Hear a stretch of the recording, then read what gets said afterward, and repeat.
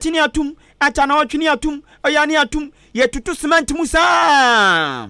enanso so wu sidan a untumi sidan wa bra cement nka ho na ekokoban sana se eya ha adwen kakra entowura KT Hammond ashe cement manufacturing development company ni se enmanim ya cement buo bi o maye madwen so mode beto so ana buo bi o mode to so ana buo bi o ma plan so mode ba beto cement buo so mo sa betum biem no o se eye mo bia to cement mbrembren wonumnyafo KT Hammond eche no che se dwumedia wo mu dini na no ene sa kokobon se ma de ma cement fo wo mo ye cement no no enye ono anu tumi eye Ghana mamra oko Ghana Standards Authority a won mo amamra ye regulation 203 LI 2480 we na so ene ogina one panyini pa obenfo Alex Judo wo mo to sankra we ediama cement manufacturing companies ne se wo mo hwe cement bo mo tututum kwam no wo mo hwe na etuo entwa wo mo nya imprempren mo obi anto cement imprempren tikrata ba bonten afi asoya ehwe dwadie ani fidi dwuma so ne tofa bomu eno no krata no eba bonten na no wukuada me ebosome ne da etoso du enum ena odumnyafo KT Hammond ene na soya no tracks akrata wi eba bonten edema Cement Manufacturing Development Committee odiama wono mo so mo hwe na dwumadi omudi omototo to cement mu no wo mo hwe enyai Arismama ma yentoa eye awia pemtobre akanka siebo no so wo amanyosem emu ena yebo enso awurai opanyina ono ena ehwe na wapritumi ede ama New Patriotic Party osokokroko amanyakuo sa opanyini kro ya wono ena Ghana ma panyini abedechire Dr. Mahamadu Baumia akra ede atodwa echiremu ese enkomodidi a ekoso ewo mayimu ha LGBT+ mechire one man 77 producer se woye bema opeso ne nyonko bema one mo tena te se awalefo se woye oba ono so beso ne nua oba etena ete se awarefo ena afeso ebu okra woye oba obeso odane ne ho beye bema obi so ye bema obeso odane ne ho ye oba saa nioma no ena chese ye kan ho asemi na Dr. Baumia chese sa suban ne niyewe no eya adie ba kubia wono Yakopon ya adom na se afimpino ene eye aduonu enan abatoni mu odi nkunim na wode oman Ghana ehye ne nsa wo behwe ama se suban wei enkoso awo mayimu woto ne kase so wo kire se de enti obeso osisi agina ye wei no ene se wo hwe Ghana hanoma esomiensa eno yade atomuo eye ekristofo ena afi ye nuanom kramofo ena nananom asoso eka ho na ohye wonmu nyina mamre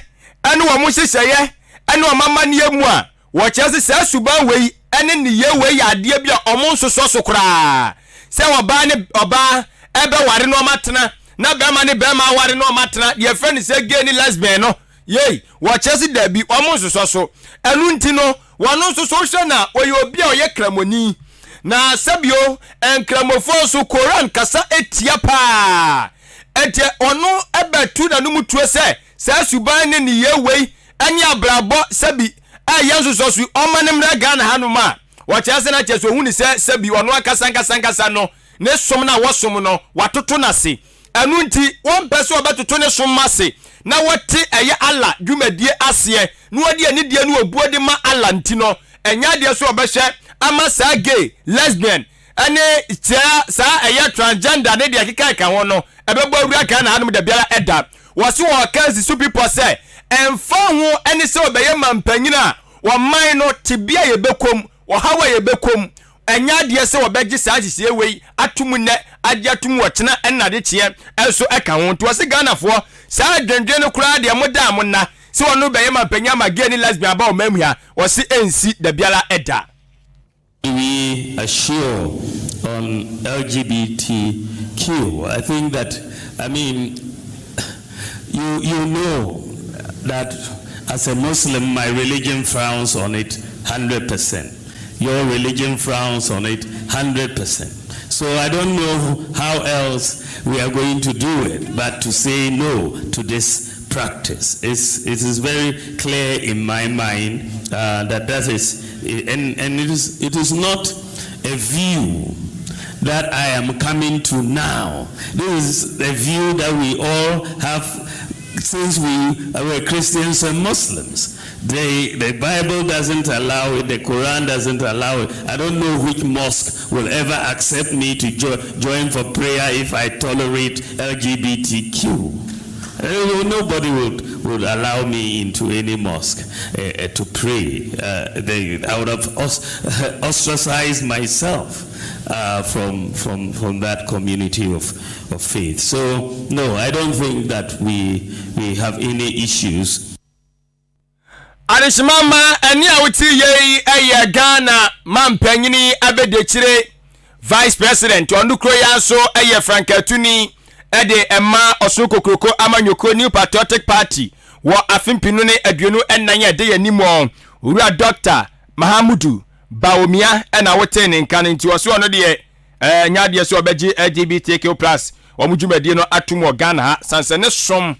etiapa yentoa ensem ne so yedu amanyosemu de ni aduru mu anesa na owura bia bria atwam na ye member ema Provisional National Defense Council na se eye adwumekuo bia wo mhwe ba mbonsem so wo mu agina mo na so ba eba ne ba mbonsem wo ma ben papa ye twani tiafa ne PNDC Sergeant Daniel Alorga Akatapo Urei etumampeni na nado dangwa gufuado fose ye mampeni na nado na sentem waedi asam ya wate sese bi konfo a ohet petetakrem na otema mpeni nsem bi okọ programs biase ana okọ bonten a ye okọ keka nyamianum ni kranie ebi hyehye papa ebi wo so fabro be ewo nanso ensem afiri nanumu ba ene sadio manfo tiasefa ene bra ogina onom kasa asem no ene baby mpo a ogina kasa ansem ni na no ensa fata se mampani keka ansem woni na enti Sergeant Daniel Alorga Akatapo urei etumampani na nadofo ene wabɔ no kokoso srada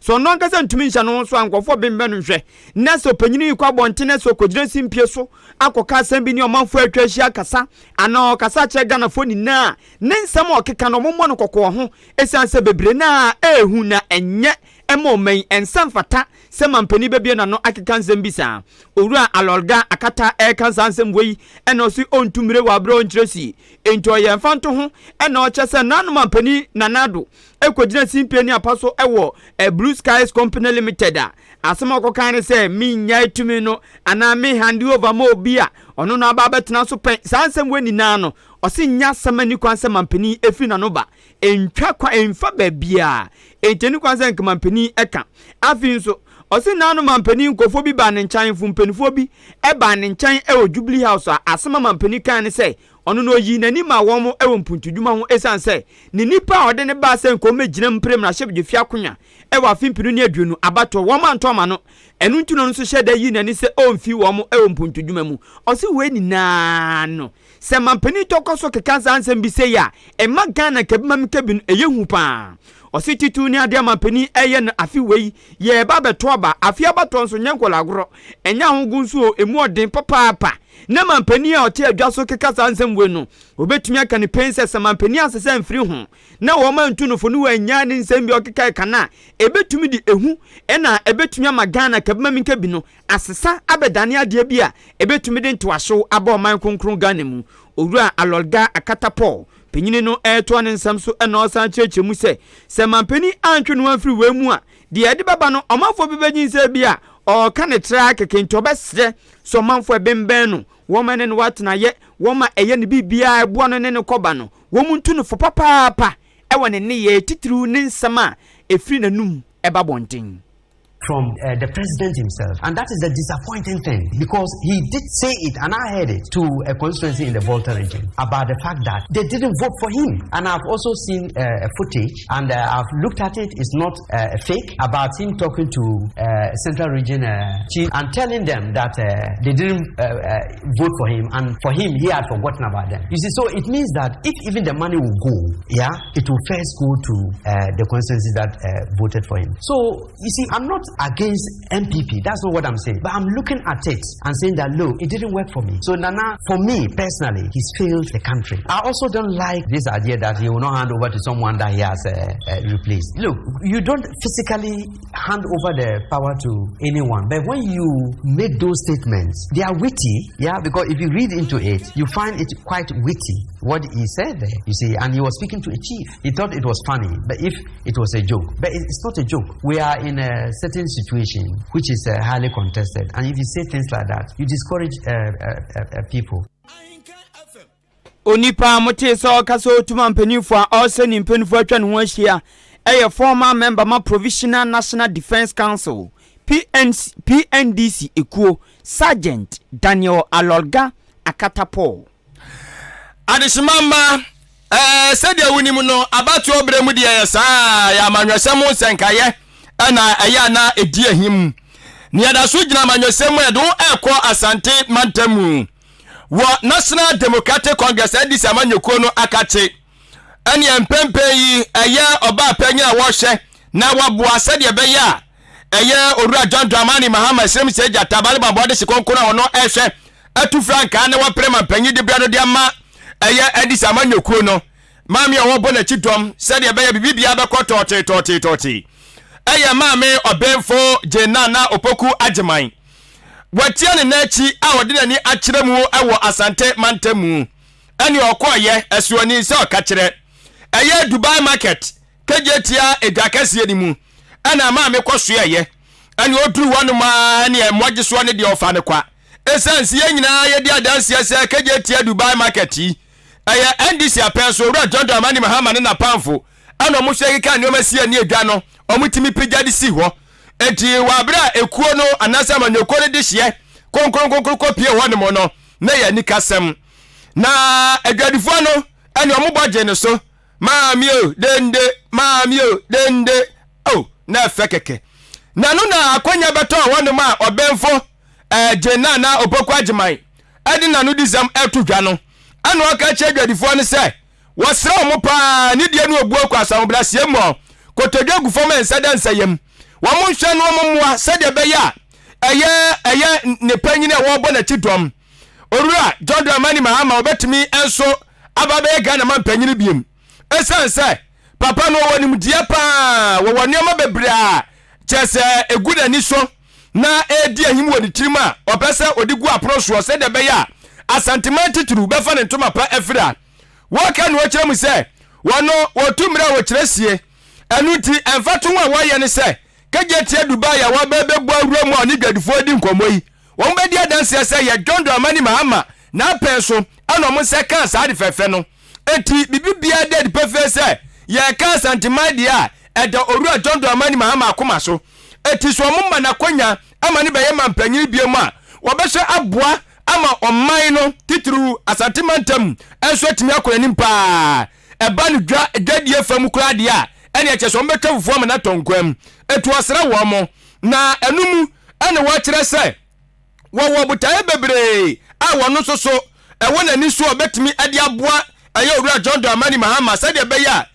dwadie hu nsam betimi akona nim se so no aye obayi de ya ka dwadie so nsam de a ema na dimu akotena pa etu anu so betimi na fam de bia de aboa ama dwadie hu nsam atimi akona nim afa ne to pa afira wo kire se NPP for Sharia ana Asante Mantamu de woni yetuma yenya dodo na difire ayeye stronghold omukika ne saa na so NPP ba ye enfie nwatwemu ani o obusa dwadifo ne se dia pa na NPP aban ayede ama eye dwadifo titiri omo Asante Mantamu waka na chese wa yedin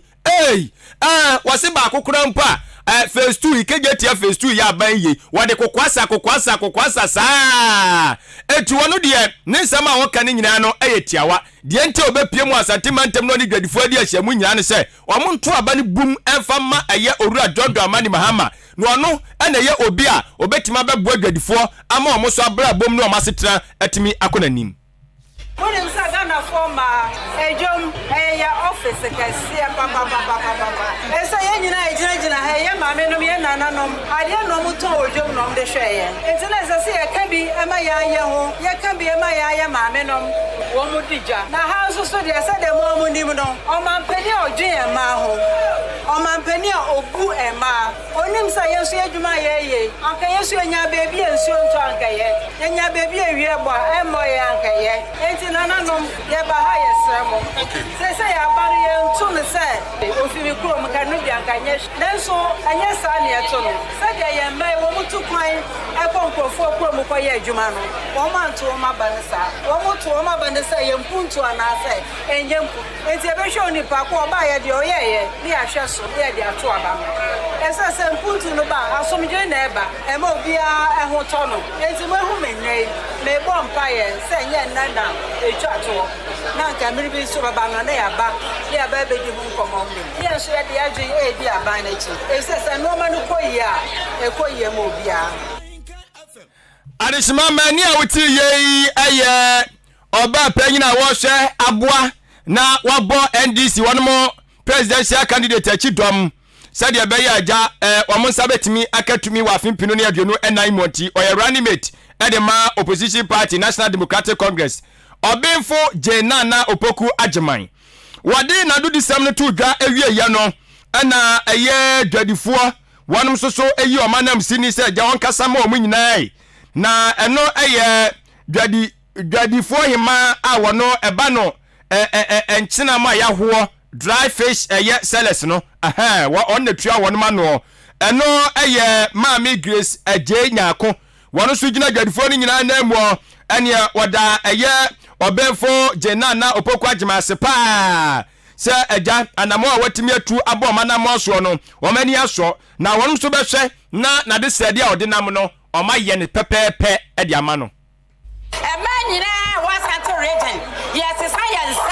ye de go to am ya ma me o to ayo ba ye yes science ye de go am ya ma me to mensa every say wa ye ba tan wa ye badaye e ma se do ka ye dwadie e na ye die de hwe ma e de bo afia bi ekunum nyina e de bo awonom e na ye dwa ya ka ho e dwa wo ye wura bonsu e na me mai so ma hima fo ene ye ne no dwa ma de be ye ka mi wonsi dwai edwama hima afo nyina ta bonsu achi ama ye ni so ade hunu eba mu a ye wura dwa mama na si se dwai ema ye na kwafa ba afo so ba ye de aka wirem apramre mi asebo de ye ne gu enso ye se ma mo ha nyina mu di dwa ye mfia support me ya maami na ye mfa mo ye wura dwa mama na dwa mama ba do ko mfie na ya maami be ba ye present na mo ye amanfo wa agenda pushi papa eni a wuti ye eye dwadifo hima wono eba no wono mototo eye enam yi nsuomunam no eye Queen Mother edema dry fish sellers ewo kejetia market ni mu eye Mami Grace ajenyako na wuti na no disem ni nyina ne se eye running mate edema Owura John Dramani Mahama obenfo jenana opoku ageman eja obanan kopie mu ewo wonom asoye na omkotwetwe nkomo ni nyina no efa campaign a omode agu apono so wa afimpino ne aduru nan abatuo mu otufo se tutu a ote kokoso otoso mienu ne baba ba ko ye medical doctor waka asem bi afa ne papa anyini hu asem be na oka me banam di nchemu nu aba besom mo ipacho ODI Electronics semenkan cho se ope home appliances bia atwa kwa kuma to yem na ya ba mo ene home appliances enifia efie nyefie obi opani kure bia bet enim de making say home appliances enifia efie ni nyefie e say TV wo ho e wo say air conditioner wo ho wonya air conditioner fan e wo say fridge wo no mo e wo say blender washing machine sani mo weni nanu unya bia eye rice cooker tese bebre fridge home theater iron sani mo weni nanu epa cho ne to ding ene Ghana sa home appliances ne to ding esan say sani mo weni nanu ye nya bi wo Ghana ye krafro bi man so eneba ena sidi no so kwa na ekofom ena dollar no kwa na ekosoro ti sidi no ene dollar na ho de no enye pe enti amanuoma wo behwa be yemfie mienu ko mfie miensa kwa na ekosoro obeko TV obebisa ne bo ne ade betinye atum obeko fridge obebisa ne bo ne ade betinye atum tese ya tutum tese se de porta kukonyi ya tutum fum enti no kra ne se ama home appliances nei Ghana anum sei ne to aye den pa esansa ne bo aye den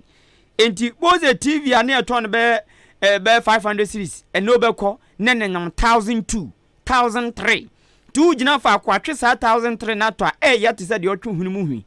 ya papa jama manfo bebre na esi apene wo home appliances to ho na so enuoma bi a emafie ye de ema udwumadie wo fie ekontem ema ho hawo ema wo nya bibia ehihyeso ezanse o twia de a blender boawo o pade anyu a fridge boawo o he TV de ekoso wiase afi fan air conditioner so wa abai sanuma we nina no na ODI electronics yen yenimu na na te Ghana ha yenim se de Ghana no eko nti ete mo hawa mo fa mu ase me patcho ODI electronics e de home appliances bia ba se den na enhyehyeye down no so efo papa se de Ghana aye hot ya sanuma ni to aye den no ye enhyehyeye ne de aba no uye school ni a ubetumi atobi o prapra so dem ubetumi atobi uye shoemaker ubetumi atobi uye aban dwumani ubetumi atobi uye community police ubetumi atobi so driver ubetumi atobi adwuma bi oye bia no de hian se uye serious aden mepe say na hyehyeye ne tie so pe TV ana pe fridge ana ade bi ope bia no oba adekro ne price no ne bo no utua fa na de ade na mawo se fridge anu atua fa na de amawo air conditioner utua fa na de amawo TV utua fa na de amawo rice cooker blender ceiling fan home theater utua fa na de amawo na ye de bosome miensa ato anim se saa bosome miensa no fetua ne nketen entibo se bosome miensa ade wa tua fa de uchemu miensa na de bosome miensa atua sefu bonse be ketua bi tu be tua wa bra wonte yawo wa bra wunsi apini bia wa bra wo ma bema bi kodada say ansa na mato TV na mawo da bi wanka se miewani ne to susu depend on crofo so miewani ne to tina ODI electronics yaba se yeba beboa no entimi pa cho wo wani gi home appliance bia wo peso to bia ho no oni ODI electronics endin sa woso na de open no wo ya no abeto ase efa na e de amawo na no bosome miensa atua eno ano no simple kra ene no nso nche se enoma ne boarding f papa me pa cho free 0550 900 600 0550 900 600 oni ODI electronics ending sawoso Masha Beauty and Training Center eya biaya wadaruma ni die no obuo kwa so okọ no makosiesie ho kama mentena ho ema enei sabio ho enya basa da bi enye wase otimi bo mode na okọ na okọ nso a titru ma no obebo ama wo mayo na awie peye de ama kama utire nwi no obebo e de ama star bi apese obo no obeye ne sa pepe afenwi bi apese odi gusuo obeye de ama eba no makeup se no so de a ya gina tum obekire opekro bubusa se program be na apese okọ ase nti odi onyaka program ne pe na wahwe no wasiesie kama na bibia ye kama me pa cho onan ene won sam res obese obubu ana apese odibi etwatwa hwoma wa obeye enso e de ama kama onan ti me pa cho na se kura de enso ogusu etotototo anso tobremu ne yasie na so ye ba onan ti won matum se wa papa se ta pesi wo ha dwene bibiri ko wode aduhwam bi besrasra ho owi odiskamwa bia awewe ho kama na atimi aboa amenom akonkan onwie no na wa ye botomotomotomotomoto Masha Beauty and Training Center no na osemen kan che se wode akonya de ato obibiara opese ogini mudie e de fa nyoma bobo ye ho na fashion no kra so ka ho o ye program bi na sa bia ye wono pese obesiesi obey decorations no wono kama mawa eno so obetenete wa opese osua sa nyoma we nyina ho nimdie no Commercial Beauty and Training Center ho na chiri kwanya ira kwan achimoda community na school kwantempo no so eho ene wakwa akobɔ ne ho adwa eho 0208 309 581 0208 309 581 ana 0241 0244 171 667 0244 171 667 eno eye Masha Beauty and Training Center what wo ye dey ko no twa okruse yentoa awia pram to bra kan kase no so wutie kase yi ewo Ahenkan FM what wasum papa no for adwen trafa 0533898915 0533898915 text message and na WhatsApp ye bekin kan amon Facebook live on so DJ Kobike aka Medwe me hwada roma ye dem yopo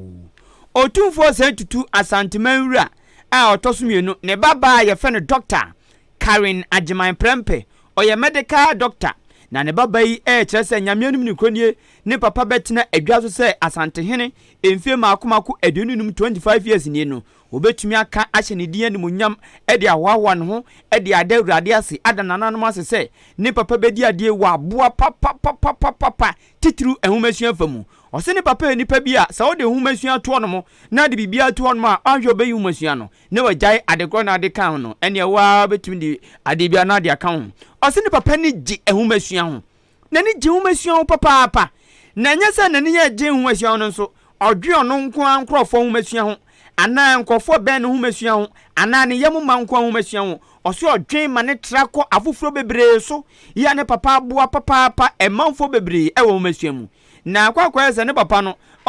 onyamanyoni oyamanyoni a enkonu de oye bibia pe na ode babonten no babeka ose ne papa nipa waboa wom e wo humasuan mu no enye nipa ketua waboa papa emfie makomako adununu ntamni no obetumi aka ahyendin animunyam enam so ama na obo ne papa ba so e wo mo waboa e wo humasuan famu waboa manfo e na impo ono ana info ibi nso ne baba ye fe na Karen Ajiman Prempe oye medical doctor yi chese ne papa aboabo bebre nso ya o kanesa na o to ne nsam so na o kirem se ne papa kuma so ade ne se obeye nneoma bi ebeye nsa na ho amafoforo bi nso a eba nso behwe ho na wo masua ama enchirima no nso enya afaso papa bi ade afrim weni na ka ho bi ntina ama ne papa ama sanwuma weni na no oye enti ehumasuan nko ampo no ne ne ebe na pomden ebe na kwantuo ebe no nneoma odo bebredi a egum se chawo enti yentie ne baba sade o kanfo ne papa ebo na baso ewo ne mo ode aboa omanfo eni nkofo bebre ewo humasuam obetena adwa so emfie aduonunum 25 years ni no Dr. Karen Ajiman Prempe otumfo se tutu baba yenti na no dinsem. I won't sit somewhere and just say that my father is just my father. He's a father of all, especially if you love education. You understand that any child who is from whatever aspect, dimension of the world or Ghana, always, once you're interested in education, you're his friend. So we share him as a father with the good children who are interested in education. And so, yeah, we were all excited as a family. And I was, beyond happy. Him clock 25 years of great, and so it was expected. I come in chemu nu the obwan go school man and ba no mo ano ti ne baba otumfo se tutu baba na won ti so hwe brofo gu ono mo no oye medical doctor ye fa no Dr. Karen Ajiman Prempe ne ene abosobodie bi ode bo no papa eno no wo hene onzo wo ye den ukro mo hene nzo ye den okay ebi bo amamu ya manjuma I will be born with Yamanuma. One more better be a view as a 30 years. A man human quan.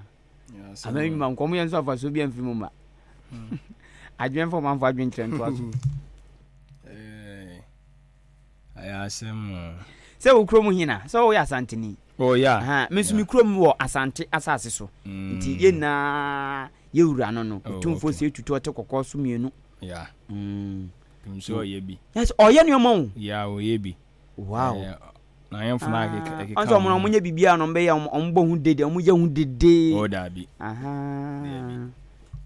Then the banana sabe cano.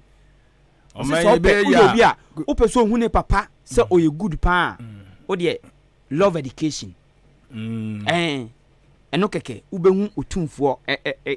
papa foundation na num kro be yamon yeah or foundation mo ye quiz ni and ya de boabu adesuafo wow tumso abo nipa so now that I year bia obo nipa 5 cra 25 years send nipa ketua wo yeah on say na transforming to or ne ma no na say ne baba akwam say okotua school fees cra ma adesuafo bi no mo I was your poem. Yes, Bema Bisano. Yeah. Oh, I was a Ghana de Bay, ya, a young fool. I'm for come home.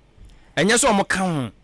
A young Francas, a young fool. ene na omo so ma bebre na mu aye omo no omo de na free titi yes sir I for style na ya hwa polish na in politics no yeah omo style na nti oman bia be di ya se wo hene sebi kafra che sebi o sebi eburu se oye tibon koso a ma oman ne bebo opa mfa won de aban be ye opa ma aban bra na aban me ye na afamu die na onya wonko yes ye aban ya besidan na ohene ne nya wapa edan no sentem was there so be hwa ma na sei mo won tu ana mo bia kubu ha ya metumi da example ya be ye deba kama baba unso me afidi omo sisi ti se u ntini as kuro dia wonni hini wo mu a na kuro na dampan so what ya se kuro wo hini wo mu ma kuro mu yedu wo hini no wo mu no so se ni mu be yedu ama kuro mu ayedu depending no ma obeye yes si wa hu na mo ntuo ne o se dia manfo dia ni die ma eye aye bi ahwe mo si wa hu mo atwe so hini yes o bema ufele mo uferempo because on one chance say bra na na ba yedu ayi na himfi yeah one wo ye ne de etu so aban no so do de be kan ho a nya kuro na akuna nimu adu ko obi office na enwa sabi emponche jena gu no office anu a even nipa no umbu nipa no yeah despite say bi o te dan kama ma umbu nipa no nti oba na one wo office hwede wa na office e wo twere so do ko no mokra no kra ka bibi kire wo ahemfo yi ensasi mu twetwa bi na mu di siesie kuro no si wa hu ba wo twetwa ya se bu on mo so ko me se o mai ni ensasi wo hin na won sase na wo ya fo me dia dia ka benya sase senti na England fo mo mpesa anu mo no mu chintina o mo nto aba nyi mampani nyi ho a ohine na ebu o mai no ohine na obu o mai no tuko you can no president ho ahwan bia ohine not so obu o mai no kama yeah because man say ohine di usi akunya so omutumi so and omo so on say because said omo relate to enkunya ne abosomfo no omo mu chintro abosomfo no mu chintro kokoko sintro ma say ye nsuo no mo entan wo yo ohine a wudi no kra na utumi ntwitwa ntro basa yeah mo say de beto no no omo say nsuo omo de gala say nsuo omo kan wa say mimi di hini timi ni ma infie nsem minim de enkunya tumi ye adwen enkunya mo be mafia osisi a hwe omo nam papa omo nam intina ma ayinfo bebre di ne kure ayinfo no tumi no ano odin sen na ayinfo dodo na ni no kure si tumi no mama na yira ye de galam se ensase ne de bi se isu ne de babia no ma tumi ne ba wo ni nyina omo se no adwinboni nti se obenya kwa ye na nioma onyene ba ko kaza me de minim de metumi anya wa bam ya sama woka wonim de obetimi anya wa bam odwen de ono nko obenya ho de metimi on kaza de minimetimi enya ama me kuro mu e wa bam wonim de wo betimi anya wa bam enya wa timi de me na me kan Ghana se ki ye ni afra manyofo so na ifofo na esole agina na first me kuro mu ko me kuro mu a kusi metimi aka se school den yesi wo no mu enya aban ne si ye kuromafo ne si ye kromafo ne si ye agana kromafo ne si ye bangalo yesi aban takunim aha ne ayinfo ne yesi ye de kwasafo adwuma e de ya enti afi bia o de project ba kusi o mani so afi bia ena nka ye yi adwin fra amanyo unze ka o mo ka so mo enti ama kro bebre ko mo nye o mo depend on a politician MP so DC so no mo te wono no mo hwe o mo ni wono ma ka ya ayinfo na na omo se oman no nye obia se bia ayinfofo ndodo na omo na se omo man nye obia manyoni bia nse ba bia manyoni bi because wo ye ofie ya kobi na wo onwodi ni a odefo akwa na wono mo ekwa blofo no so sa nti wo ayinfo no mo sorry sorry ase yi utwa asase na wo de akoto ka na wo dem na de jintia na kro as a hanger kroni tia mu peja nan on view me na South Africa move no mo monje me so onye besi aba oba na beti no akunkon we mu na onzo mo yanfo hwe oyine uyo ohene na ye nya so fa so bia ne onye onye kra na ohene no ye ne sei wo ye ohene na ye wontu nya hwe ya ntia me hene a obrempo nchei okrowi a otoso mienu asante achima mentia hene na nane ni mpanifo adaroma ene amentia concerned citizens adaroma ye si nurses quarters akaka ni awie ye wie mpo ye si we abai bi wo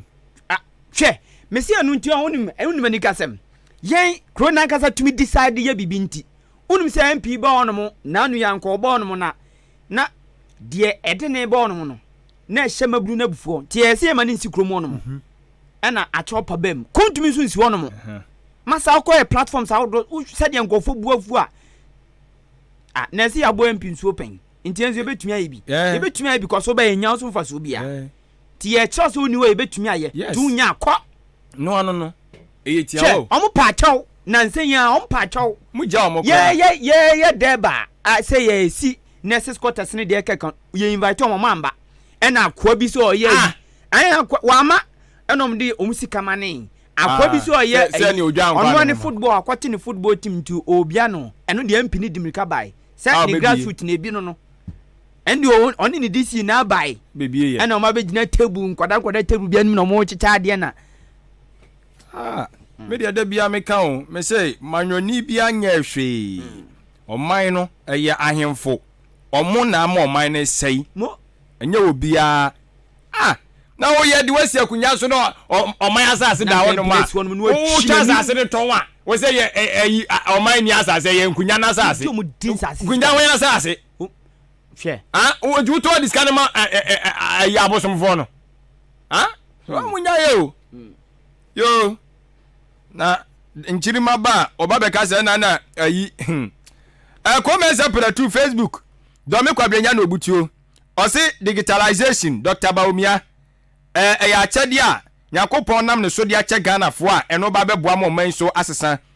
wachia eye onimunyamfo kwadwo opon osoafo a wono na ehwe eye emfiefie ne enwuma dwumade ntotoye eso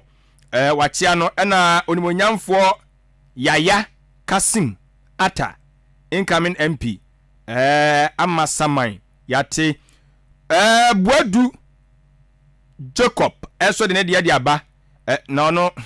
wo be ye hwe ye wo be hwe hu ye o awuja ke dalali nie wo se kase abon de edidam o edidam ubiem upiem wo brekuma anya asam ketwa obi enjoy wachia eye ni sister Gifty enso ewa hanomo yate Dr. Danbro so de ne de atomu anu ochem se Dr. Baumia se wono na sabi kafra che o sie se obetimi aye Ghana year emerenka achima no mpempe o yema mpanyina be de chiri economy no na etete process no sidi no na ne chain atia odimirika ekọ no wonka no honkwa che ne mera